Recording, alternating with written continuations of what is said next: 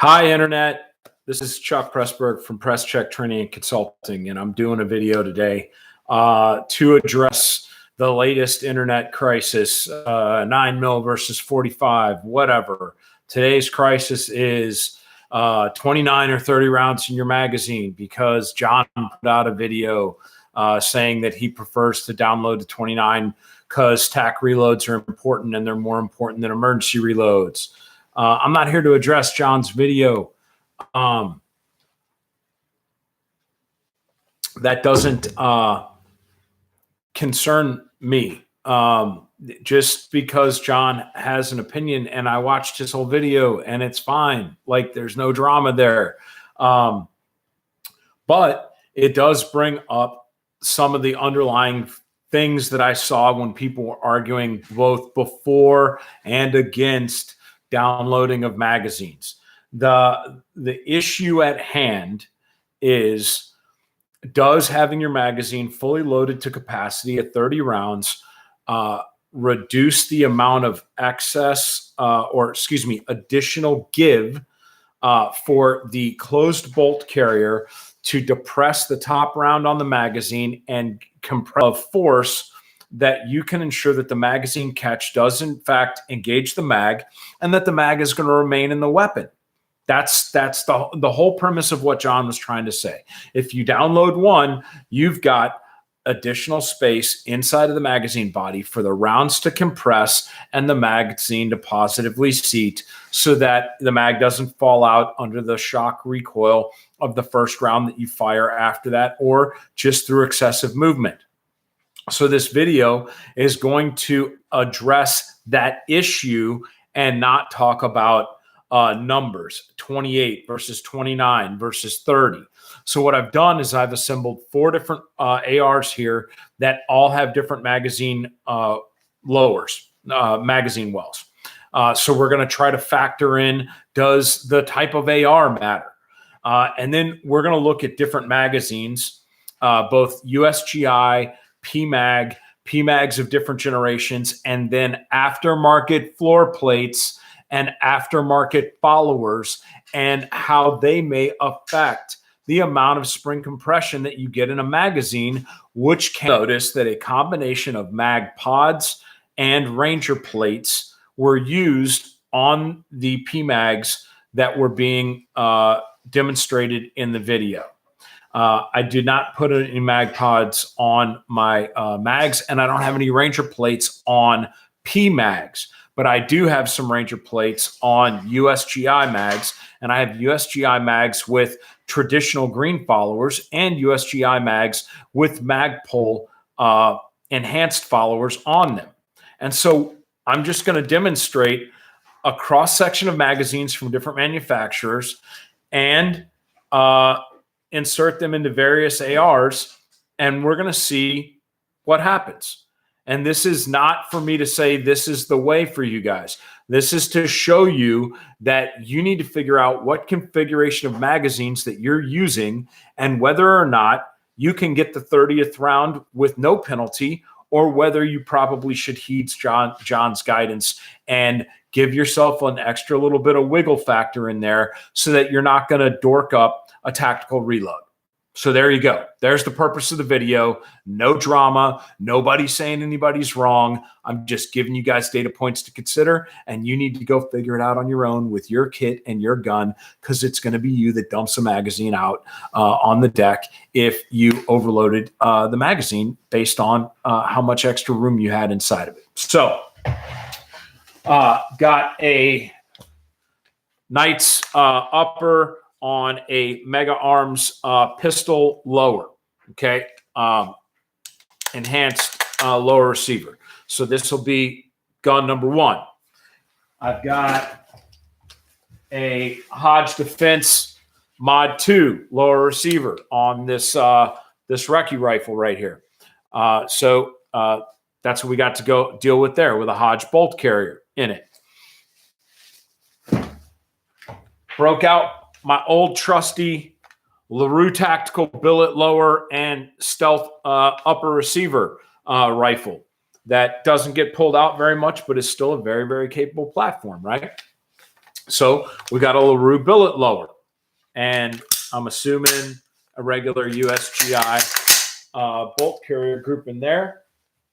And then I've got a Hodge Defense AU Mod 1 lower, which has your standard AR diameter magwell on the bottom of that. And this does not have a proprietary Hodge Defense bolt carrier in it. So these are the 4 ARs that we're going to try these mags in. What do I have magazine-wise? I've got an HK Steel mag with the Maritime Black Follower. All of these magazines, unless I say otherwise, are loaded to full capacity of 30 rounds. PMag Gen 3 with standard floor plate on it. PMag Gen 2, standard floor plate on it. PMag 40, 3rd gen.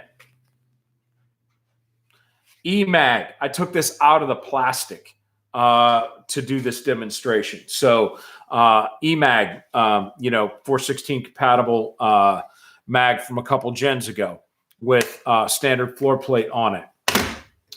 Colt brand USGI magazine with green follower and pony floor plate. Defense Solutions USGI magazine, but with a Magpul enhanced follower in it. Another Colt magazine. This one has the green follower, but the flat Ranger plate from Magpul Dynamic or from Magpul.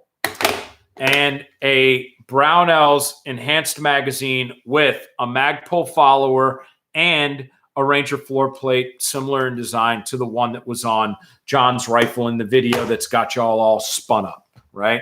And then I've also got a D60 loaded to 60. So let's see what happens. Starting out with the HK Maritime.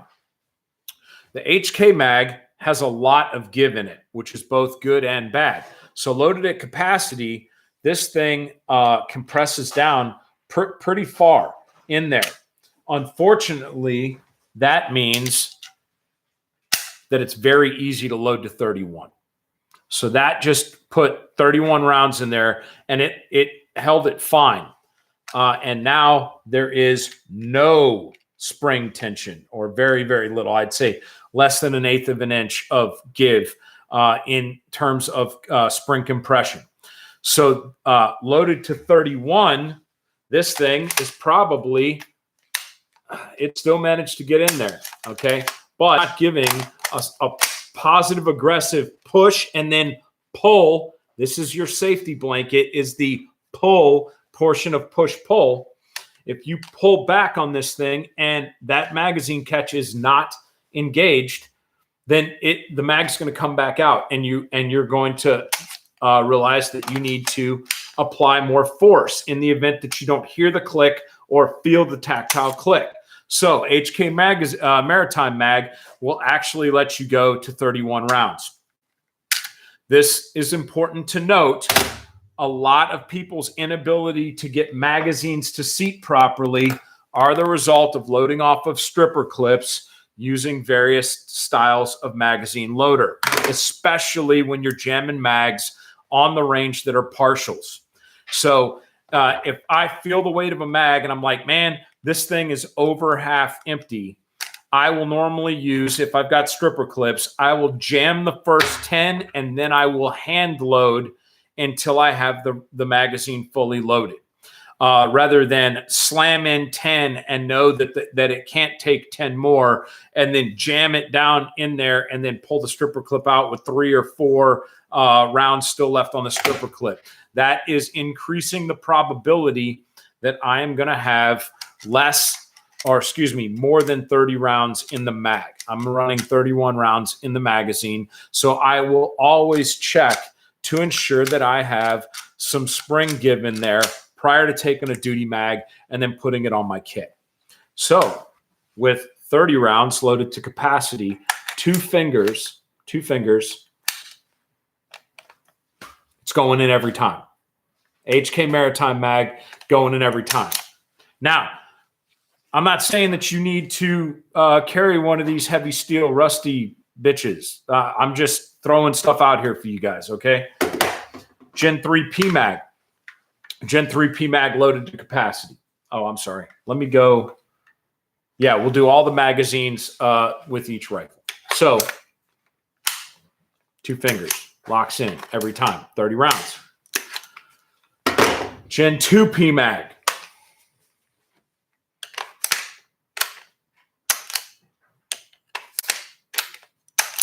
I do not have a Gen 1 PMAG anywhere in my house because they're old and magazines are disposable. Where the late Pat Rogers got adamant about downloading magazines was because there was not a whole lot of extra tension in a G1 PMAG. If you loaded that thing to capacity, you were not getting good spring compression at the end of that. 30 rounds was fully packed. And Pat saw, as an AR instructor, the amount of magazines that fell out in that environment. With a Gen 1 PMAG, if it locks in with 30 every time for you, you've probably got enough spring compression in there that you've got the room for it. But a brand new first gen PMAG from Magpul, I would not consider to be reliable enough on a bolt closed reload for a real tactical operation. So I would 100,000% agree with everything that John said, reference using a Generation 1 PMAG loaded to full capacity. EMAG from Magpul. Every time. 40 round PMAG with 40 in it. Okay, a little bit more difficult. Colt USGI mag with all the regular guts in it. Defense Solution mag with Magpul follower. To lock in there every time. That's that fudge factor that John was talking about in his video. Do you want to be risking your life on having to get it right every time, or do you want to build in fudge factor? Which brings us to aftermarket floor plate, Ranger type, 1 each. Nope. Nope. Yes, but now try to rack that bolt. Now try to rack that bolt. So, had to manhandle it to get it in there. 30 rounds capacity with aftermarket floor plate. No go for me. No go for me. Brownell's mag, Ranger plate.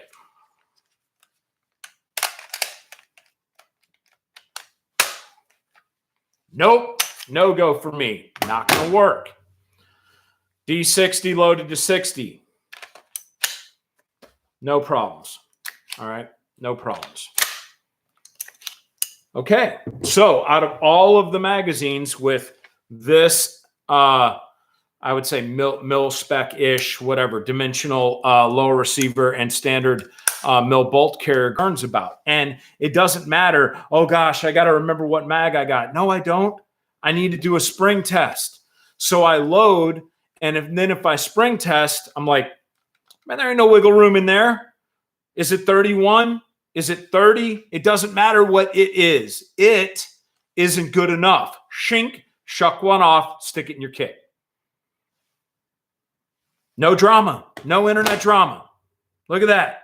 Test your spring tension, and if you ain't got enough wiggle room in there, take a round out.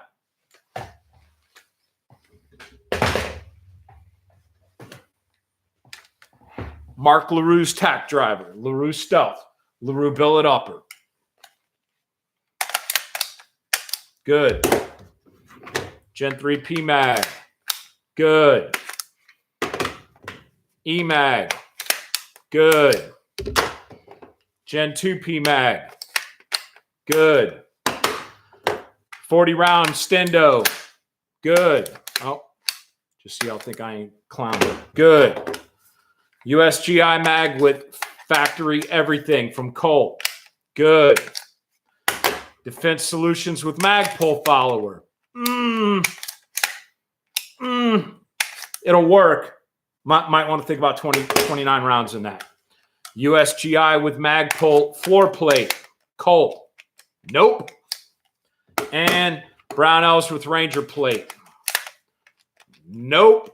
So those two to three need to be downloaded.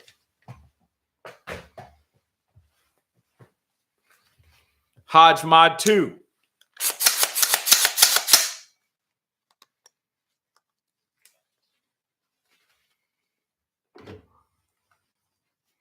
HK all day. EMAG all day. Gen 3 all day. Gen 2 PMAG all day. Stendo 40. Look at that. Okay, so 40 on this gun. Gonna go to 39 probably. Colt USGI, green follower, green regular floor plate all day. Defense Solutions, Magpul follower. Yeah, that works on that one. Ranger floor plate flat. Nope. Ranger floor plate in Brownells with Magpul follower. Nope. Gonna have to download them.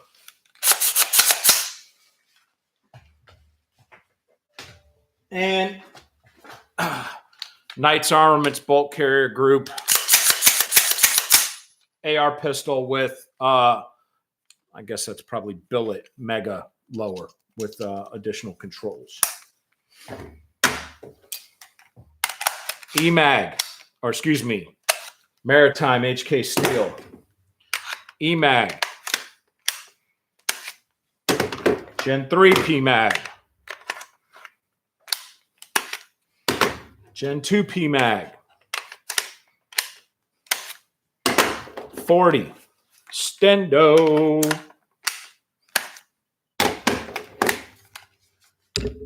Colt GI stock. Defense Solutions Magpul follower.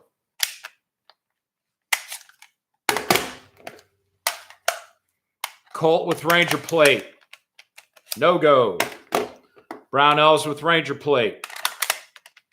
No go. Sorry, D60. So, I don't want to keep this video too long. You guys get the deal.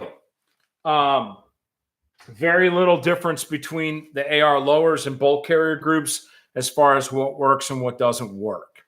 The bigger issue is what magazine you have, and then what additional things inside of the magazine that could be eating up extra space that would reduce the amount of spring compression that you have on your rounds. After you load your rounds, whether they are hand loaded or stripper clip loaded, spring check. And if you don't feel that good kind of eighth to a quarter minimum compression down on the follower, then consider stripping a mag. Do a test fit. Can you get it to lock in with only 2 fingers? If you can, then you're good to go. None of these magazines would not go into the guns at all. It's just a matter of how much pressure do you have, and when you're on the clock or you're in the fight, then you're potentially going to dork up or reload. So you want the maximum amount of tolerances thrown in there to give you the widest margin when you start stacking tolerances so that you don't fail to conduct attack reload properly.